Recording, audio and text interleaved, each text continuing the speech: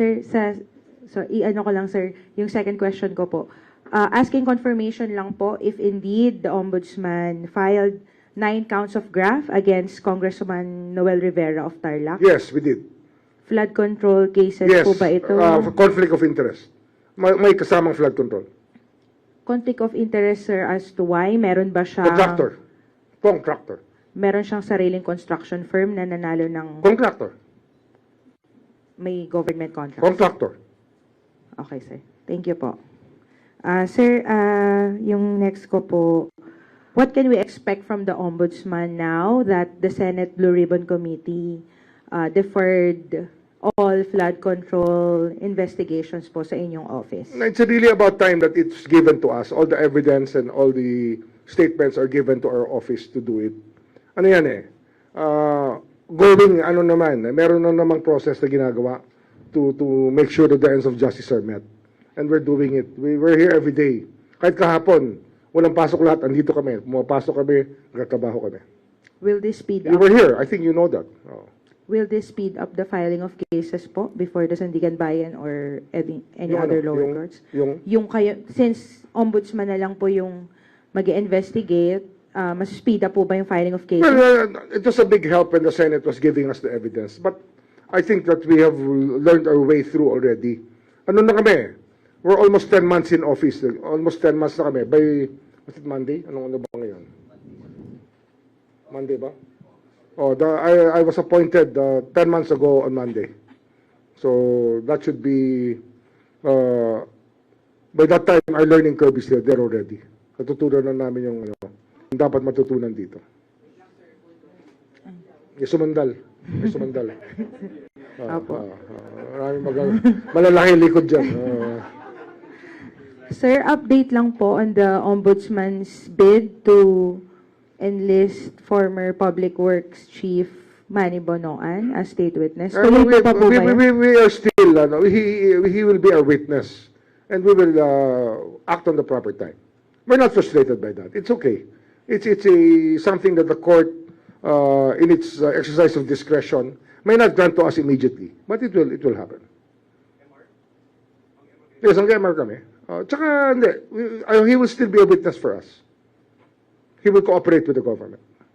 Sir, meaning regardless kung ma-discharge siya dun sa existing cases, I think that's pwede pa rin siyang maging pwede pa rin witness sa naman. iba? Hindi naman sa regardless.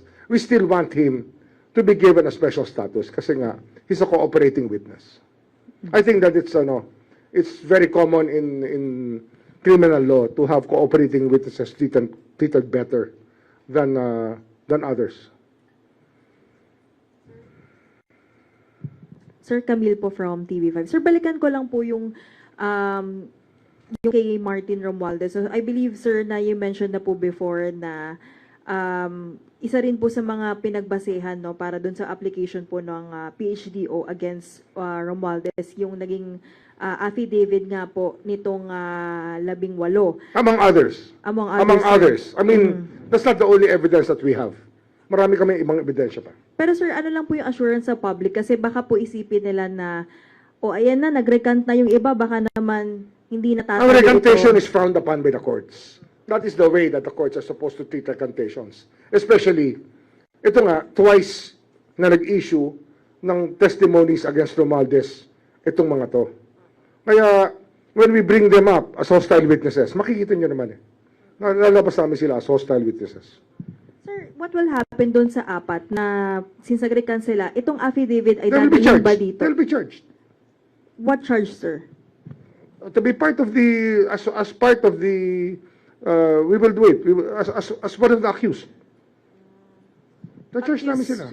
In which case? That's natural. That's natural. Kasi nga, kaya nga hindi sila chinarge. Kasi nga, tumitistigo sila. Pag hindi sila tumestigo, di charge namin sila. O, co-accused na sila. Oh. Co-accuse sila ni Martin. Oh, Romualdez. magiging co-accused sila. Meron silang In what particular accessories. case, sir? Accessories after the fact. Covering up. Pinagtatakpan nila. Oh. Ano? Di ba? Kung ano ang nagbalik sa kanilang isipan, kayo na mag-usap ka.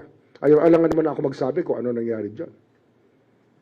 Sir, na-interview din po itong si Attorney Baligod sa Las Piñas Court kasi nag-post sila ng bail doon sa kaso po na final po ni na Representative De Lima. Sa interview po sinabi ni Attorney Baligod na itong apat daw po ay inamin, yung may ilan daw po doon sa kanila na umamin na inaalok nga daw po ng pera para nga bumaliktad.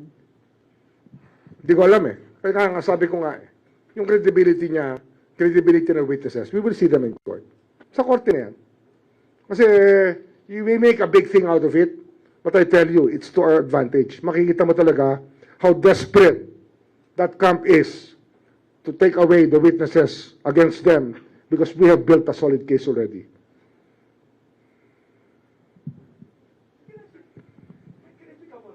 Oh, Okay, you referred to a camp that is yes. taking away the The camp of witnesses. the accused. Sir, sa'yo naman galing, sir. The camp of the accused. You know what we're talking about? So you think The camp of former Speaker Romualdez, his lawyers, his strategists, his advisors, yung mga tumutulong sa kanya, kasama na yan. I wish I could give the other names, but wag muna. Saka na natin sabihin yung mga ibang pangalan. kumaga they're chipping away the... Oh, they're trying to do it. Yeah. They're trying to do Okay, it. okay. They're desperate. Sir, just to clarify, you're saying po na posible na ang kampo po ni na Martin Romualdez ang nasa likod sa pagrekanto Siyempre, ng apat? siyempre. Sino pa? Sino pa? Sino pa ba ibang makikinabang dyan pag nag-recant yan? O, di ba? O.